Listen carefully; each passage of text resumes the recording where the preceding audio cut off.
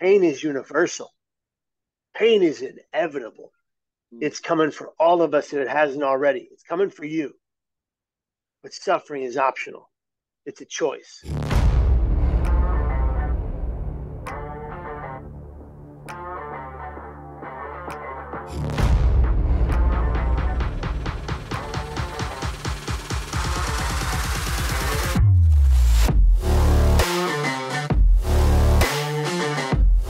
All right, Wellness Ninjas. Now, before we get into today's episode, because we had limited time recording, I wanted to give you a little bit of background on today's guest, Kevin Hines. In the year 2000, Kevin attempted to take his own life by jumping off the Golden Gate Bridge. At intense speeds of nearly 80 miles per hour, Kevin hit the water like hitting a brick wall, shattering multiple vertebrae in his back and missing his spinal cord by only 2 millimeters. Miraculously, Kevin later learned that a sea lion helped keep him afloat in the water, keeping him alive until rescuers could be there to help him. Kevin now takes his story of regret that he felt immediately after jumping off of the bridge and uses that to inspire people around the world to be here tomorrow. This is such a powerful message and such a powerful episode. Without further ado, let's get into it. All right. I am excited to be here for this conversation today. This is going to be a powerful one. I just know it. So excited to welcome our guest. He's an international speaker and filmmaker who's using his story, which is tragic yet miraculous and inspiring, to inspire other people to simply be here tomorrow. Welcome to the show, Mr. Kevin Hines. Thank you very much. I really appreciate it. Nice to see you, Kyle. Yeah, it's very nice to see you as well. I want to dive right in because you have such an inspirational story. But before I do, I want to tell you a little bit of background about how I actually came across you and how I found you. And this was unfortunately through another celebrity suicide that had popped up and been trending across the world. And, when this happened, it rocked a lot of people to their core. And this time in particular, I decided, you know, it's so easy to just jump on social media. It's so easy to just tell people, hey, I'm here if you need to talk and those types of things. But I wanted to do something a little bit different, something that was maybe more impactful. So I got in touch with a psychologist that I know, and we put together a conversation for people that was just open to the public. Come and let's just talk about this. Let's just create some awareness. And the psychologist actually told us about your story. I looked into it immediately, like goosebumps when I saw your story, Kevin. And I knew right away, I was like, I got to reach out to Kevin and see if we can help spread that story just a little bit more. And you were so gracious. You got back to me right away. You're like, yes, let's do it. And here we are today. So again, thank you so much for being here. I'd love for you to share a little bit about your story, maybe even as far back as from the beginning, because as I dove deeper into your story, Kevin, I realized that, it wasn't just about that year in 2000, but it actually went quite a bit further back, and there's quite a bit more to your story. So I'm going to pass things off to you and stop talking over here. Well, first of all, thank you, Kyle, for that very kind introduction. I really appreciate it. Um, if we're going to go back, we have to go back all the way to the beginning, and that's the time I was born. Uh, Born to biological parents who, after they had me and my brother 10 months apart, uh, they succumbed to drugs and alcohol and, substance use disorder. And they neglected my brother and I on a daily basis to go do score and sell drugs. But it wasn't because they didn't love us. The opposite was true. They were paying motel bills on the hour by the hour, and they had to keep that motel to keep a roof over our heads. Uh, and so they were literally neglecting us because they loved us. We were in a terrible situation. We lived in abject poverty. We had nothing and no one.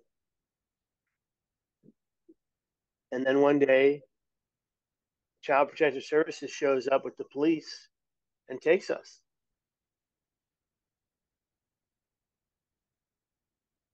My brother and I bounced around in foster care.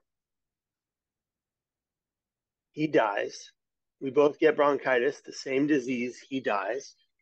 I survive, my first survival, and I end up bouncing around from foster home to foster home. And then, unlike my poor brother, I got really lucky. I landed in my first great foster home, Peter and Deborah Muller. And the difference between this foster home and the others was that these foster parents loved their foster kids like they were their own. They loved me. And one day, a wonderful and lovely woman named Deborah Joan Hines walks in their door. Now, Kyle, you know my last name, so this works out. Debbie walks in their door, expecting to take home a little girl. That was her goal. She wanted to take home a little girl to adopt and be the sister of Elizabeth Catherine, the girl she and Patrick Kevin Hines had already taken in. But instead, she sees me, and she decides that I'm the one she wants to bring home. So they take me in, 9 months of age, but I was violently ill for the next 30 days. Neither Debbie nor I slept at all. She was exhausted. On the 30th day, she literally came to my crib and said, Gio, my biological name is not Kevin Hines. My birth name is Giovanni. She said, Gio, you're safe. We're not going anywhere. But if you don't knock this off, we're going to give you back. And that was the first night in a month we both slept soundly, as if somehow my infant mind had fully understood her words. It's incredible. Wow. So from that traumatic infancy to growing up in this beautiful home with these lovely parents and this wonderful new extended family, my life had shifted. I was safe. I was well fed for the first time ever. When I was with my birth parents, I was being fed what they could steal. Kool-Aid, Coca-Cola, and sour milk was my first diet. That's why I was so physically sick when Debbie and Patrick got me. My gut to brain health was ravaged. I was, by definition, mentally ill from the very beginning. Well, I grew up in the Hines house. They are my mom and dad. Pat and Debbie could have easily had natural born children, but they took in 3 kids from 3 separate homes into one household and made a melting pot of a family. I'm mixed. My brother's black. My sister's white. Pat and Debbie are Irish and German. I always say people were confused. But really, we had a lovely existence for a while. And then at 17 and a half, everything went to hell in a handbasket. My brain broke. I had a complete mental breakdown in front of 1,200 people in a theater show where I was one of the leads on stage. I left early before even intermission. The director had to come on and play my role. He was the only one that knew the rest of the lines. He was drunk while doing so. He was my hero. He was my mentor. He was my friend. He would be the first person I ever lost to suicide before I attempted, 7 months before I attempted. And his name was John Fennell. And he really was a hero of mine. He taught me everything there was to know about theater. He was the best teacher I ever had. And I'll never forget going on my way to his funeral, like in the car ride to his funeral. My dad turned to me in stop and go traffic. We were at a stop, and he was like, Kevin, you can never do anything like this. You would never do anything like this, right? You have an obligation to your family to be here. And I remember in that moment crying in that car, mourning the loss of my good friend John Fennell, and thinking to myself, oh, I would never, and saying aloud to my dad, I would never do anything like that, Dad. I would never want to hurt you like that. And in the moment, Kyle, I believed it. But 7 months later was a different story. 7 months later, I was so dark. I was in such a place of despair and darkness and depression. 7 months later, the thoughts of taking my life overwhelmed me. And at 19 years of age, on September 24th of the year 2000,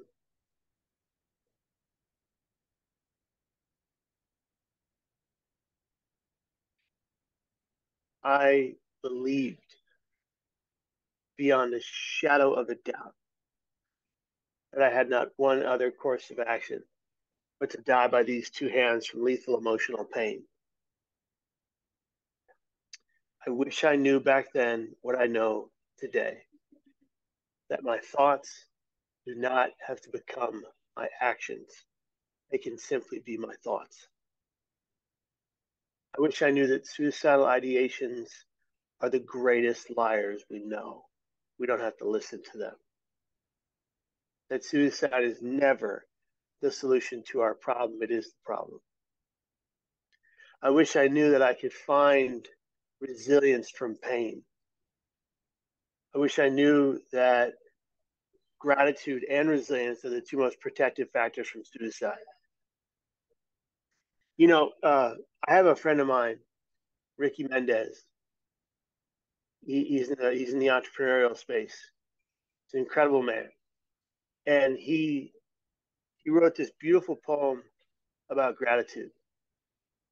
And one of the first lines in the poem is because he used to hate, like despise, uh, babies screaming on planes. Like he would just go, he would lose his mind if he heard a baby screaming on a plane. He would just be like, "Why is this happening? Why did they bring the baby on the plane?"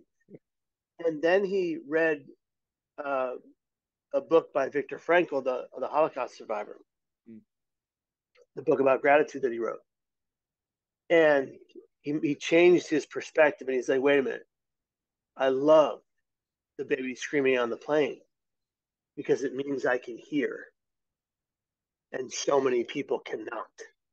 Mm.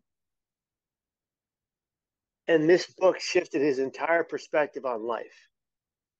Well, what I did with the Golden Gate Bridge, what I did jumping off the Golden Gate Bridge at 19 to try to end my life, and having a sea lion literally save me in the water, and having a woman driving by call her friend in the Coast Guard.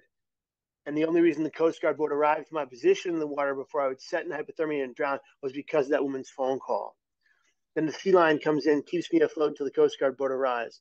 Then the foremost back surgeon on the West Coast, Dr. Jonathan Levin, who I just reunited with, saved me the ability to stand, walk, and run.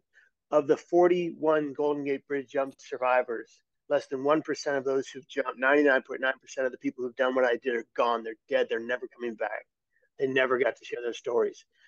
Of the 41 who survived, only 5 of us can stand, walk, and run. They call us the most exclusive survivors club in the world. There's a book of the same name by Ben Sherwood. I get to be here. And when I realize I get to be here, not I have to be here, not I want to be here, I get to be here. It's a gift and a privilege, no matter the pain I might be in. And if I can hold gratitude inside my pain, I can do anything. I can survive anything. But there's far too many people that have lost gratitude in their lives. They've lost resilience, and really they're stuck in this victim mentality. I'm no victim. I used to believe in that nonsense. I used to be, what I say today is like, pain is universal. Pain is inevitable. It's coming for all of us, and it hasn't already. It's coming for you. But suffering is optional. It's a choice. It's a choice. Before you judge that, hear my words. Every clinician I ever used to have told me I was suffering from bipolar, suffering from depression, suffering from mental illness, suffering from eating disorders when I was, and I was big time. Not ashamed to say that as a man. Suffering, suffering, suffering, suffering, they told me. I adopted that whole narrative as my own. I became a sufferer. But that only made me the victim of my own story Mm. until I realized one day I could fight my pain, battle my pain, live with my pain, and thrive despite of my pain. Never to suffer a day in my life. I was born in a crack motel, but I've never suffered a day in my life. I was born in pain, but I've never suffered a day in my life. I've been given a gift of a second chance at it. I get to be here. And now, after I did what I did and I survived, and, I could have stopped right there. I could have never said a word to anybody about what I went through. I could have gone on and lived my life, got a nice job somewhere in marketing or sales, but I didn't. I didn't. I knew, I knew I had a mission. I and I didn't know right away. It was in my first psych ward stay in St. Mary's, right after my physical hospital stay, where I was in the psych ward, and a Franciscan friar named Brother George Cherry comes up to me, and he's got the black robe and the white rope, and like the sandals and everything, stark white hair. He looks like St. Francis, but no birds. And he comes up to me in my hospital room, and this guy, for 30 years, this psych ward, he would always read the chart so he knew what he was getting into when he walked in the room. Yeah. This is the first time ever in his entire career he didn't read the chart. He just felt compelled to walk in my room. The door was open. He walks in. He says, "Hey, kid, what are you in for?" And I was like, "Well, brother, I jumped off the Golden Gate Bridge." And he goes, "Yeah, and I'm the Pope." He didn't believe me. He thought I was delusional. I was like, "No, brother, that's what happened." He said, "Oh my gosh, I'm so sorry. Let's pray." And he comes over to my left side, and I'm like putting on my back brace. I've got my cane, and he goes, "Let's pray." So we say a few Catholic prayers, which I'm very familiar with as a Catholic. And he ends up turning to me and he goes, "Kid, when you get better, you want to talk about this." And I was like, "About what to who?" He said, "You'll see." And I Mm. just blew him off. I was like, "Okay, whatever, man." Every day, Brother George Cherry would come into my room. Every day he would pray with me. Every day he would say, "Kid, when you get better, you got to talk about this." And every day I would ignore him. Yeah. On the final day of my stay, he comes in and he goes, "Kevin, I expect you'll talk about this." And I was like, "See ya. Sure, buddy." And so I get out of the hospital. A few weeks later, my father and I go to church at St. Cecilia's, um, where I had grown up and gone to school and been baptized, been confirmed, and where my wife and I married later. Uh, with that same priest. And Father Michael Harriman comes out, and he was eventually a Monsignor, but he comes out after the service, and I felt like the service was talking right to me. I felt like my dad went to him and was like, before the church, he was like, "This is what you need to say to my son," like that's what it felt like. So I come out, and Father Harriman comes out and he goes, "Kevin, how are you?"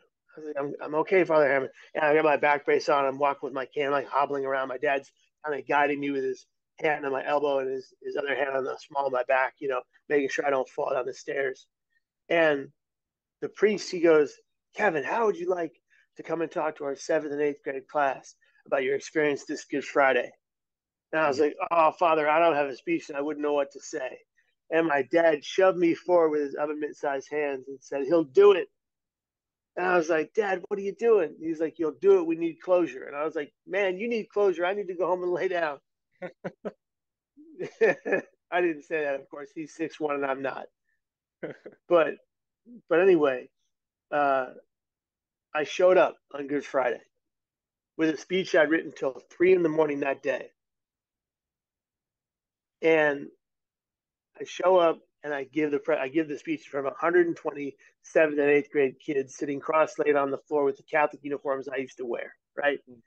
and and and I think to myself as I'm dropping page by page to the floor of this 17-page, 45-minute speech, reading it from the page while crying and shaking like a leaf because it's so raw.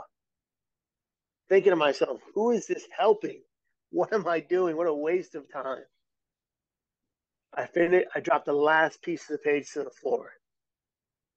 8 kids raised their hands, unprompted. And I was like, "Oh shit, maybe this did something." The first kid in the back is like says the most inappropriate question you can imagine. And the nun yells out, "Don't answer that." I was like, I wasn't going to. And then 7 kids asked the most intuitive, important, empowering, and moving questions. I was like, hold on. I had an impact. Whoa. The feeling it gave me, the wave of emotion I had, the perspective shift that occurred right there alone. I could help people, Mm. right? And I did that one speech for 2 years in a row, just that one speech. Yeah. And then I started reaching out to different groups and organizations all around San Francisco Suicide Prevention, American Foundation for Suicide Prevention. I started reaching out to all these groups, getting on the board of the mental health board of San Francisco for 3 years, and then another 3-year term. I started doing all this effort and advocacy. And, over the next 10 years, I'll be in and out of psych wards for suicidal crisis. First 3 psych ward stays involuntary, forced in against my will. Next 7 psych ward stays, I walked into those emergency rooms and said, I need to be here or I won't be here. Mm. I was self-aware with my diagnosis finally, and I have been since then. I've been safe since then. But I live with chronic thoughts of suicide, but they'll never take me. I'll never die in my hands. Never. Because every time I'm suicidal, I use 2 tactics to stay alive. 1, my thoughts don't have to become my actions, they can simply be my thoughts. My thoughts don't have to own, rule, or define what I do next. And I never again have to learn the hard way. Mm. 2, every time I'm suicidal, and Kyle, if I was suicidal right now, I'd look you in the eyes of the screen and I would say 4 simple but very effective words. I need help now. If I did that, Kyle, what would you do? Oh man, I would reach out for sure. I'd be there for you. Try and You'd be find there you the for me. support if I couldn't give you the support, right? Yeah, you'd call my wife. You have her your email. You have her email. You would make sure I was physically safe. You would do whatever it takes. Yeah. And we need more people. We need more people like you, Kyle. But Yeah. what I've learned in 22 years of living with chronic thoughts of suicide, what I've learned in 22 years of living with these demons every day, is that if I ask for help enough times, someone's going to get my back. Yeah. No, it's not always going to be the first, second, third, fourth, fifth person that's going to be there. Not everybody can vibe with that kind of pain. Not everybody can deal with it or empathize with it or understand it. But by the sheer probability of the number of people you turn to, someone will be willing to get your back. Yeah. That's what I've learned. To always ask for help and ask for it until you get it. Yeah. And those are my 2 tactics for staying alive with these thoughts. The other piece I say to myself, and I say this to people all around the world, is that look, we're all going to die someday. We've not cracked the code to immortality. We're all going to die. Give yourself time plus hard work for things to change. That's all I'm asking. Yeah. Time plus hard work for things to change. You deserve to be here until your natural end. You're beautiful just as you are. You're not perfect. Nobody is. But you're 1,000 times greater than the worst thing you've ever done. Fight to Yeah. be here tomorrow and every day after that.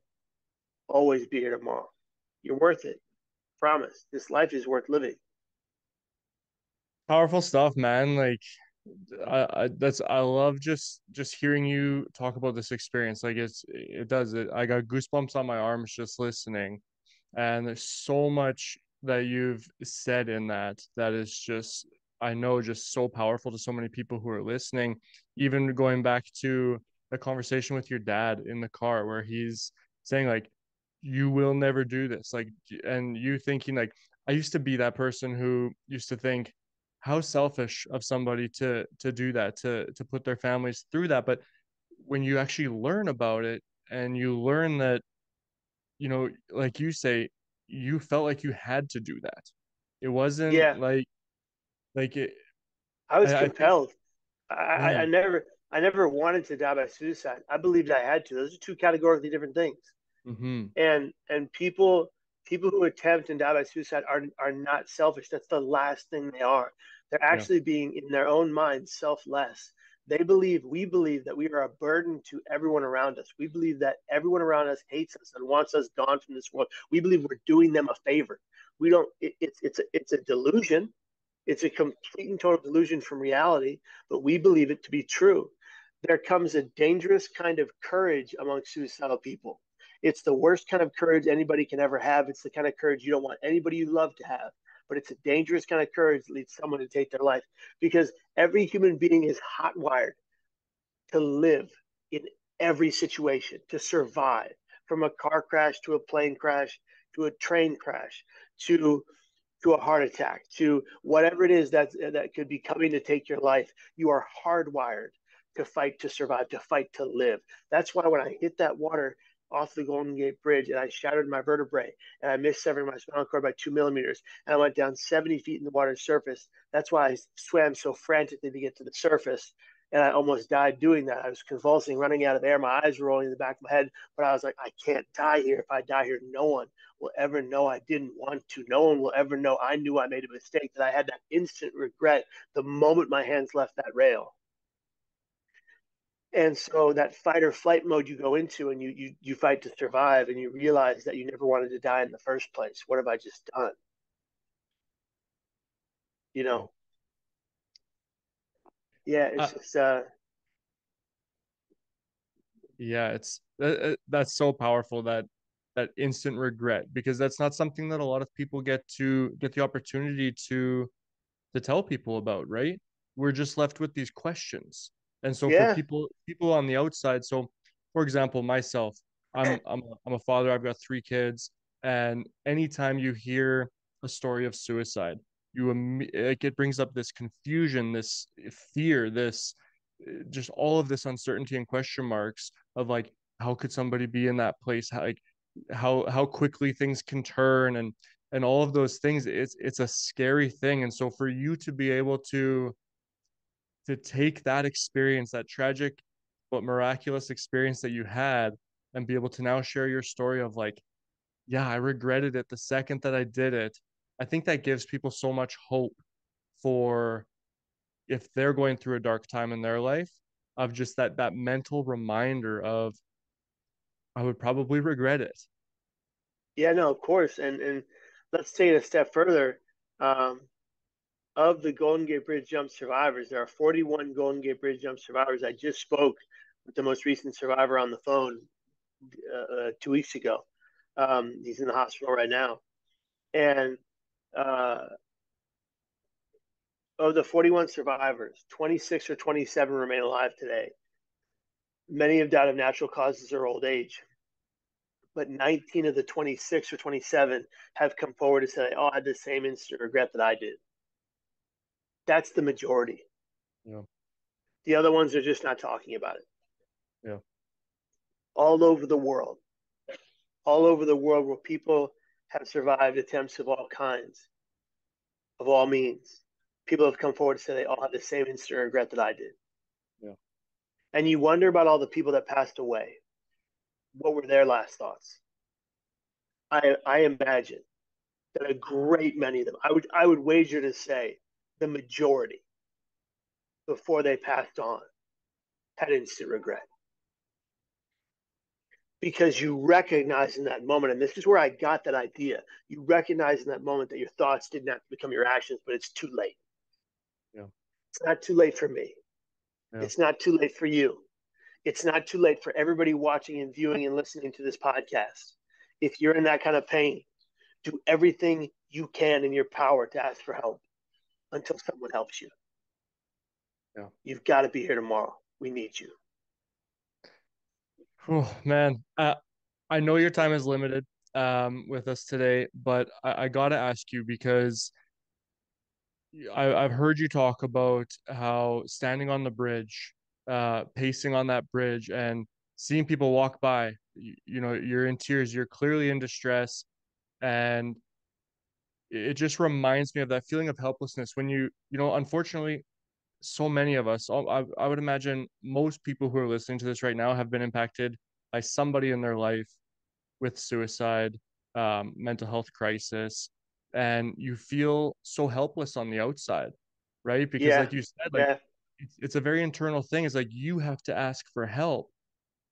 I have to ask you, because I'm a huge believer in creating purpose in your life and having that yeah, purpose. And yeah, it sounds like with kind of chronic mental health disorders And like you said, this is a chronic thing that you live with. You chronically live with suicidal thoughts and have to battle that in your life. What's the impact that just like having that purpose now of spreading your message and helping inspire other people? What's that the impact of that purpose in your life now today? So, Kyle, I've had hundreds of thousands of people write to me, call me, email me, message me on socials, total, and say in 22 years, all these messages I've received, and say that this story saved their life, that this story changed their life forever, that this story brought them back to faith, all kinds of things like that. Um, I don't take that lightly. I appreciate every message. They mean the world to me. Um,